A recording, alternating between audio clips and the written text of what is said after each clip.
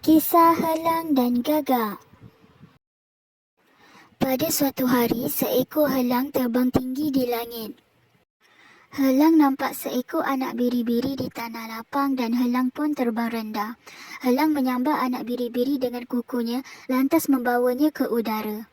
Gagak nampak helang menyambar anak biri-biri dan terbang dari situ. Gagak anggap perbuatan itu semestinya mudah.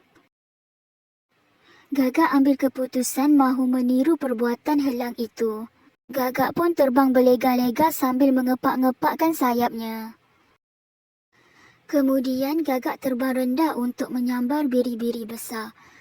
Malangnya kuku Gagak tersangkut dalam bulu biri-biri besar itu. Gagak sudah terperangkap. Gagak cuba mengepak-ngepakkan sayapnya tetapi tidak boleh terbang. Penggembala nampak Gagak dan menangkapnya.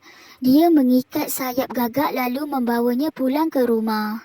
Anak-anak penggembala bertanya, Ayah, burung jenis apakah ini? Ini Gagak, tetapi Gagak ini fikir dirinya helang. jawab penggembala. Gagak sedar perbuatannya meniru helang tadi adalah bodoh. Pengajaran, jangan buat apa-apa tindakan melebihi keupayaan kita. Tamat.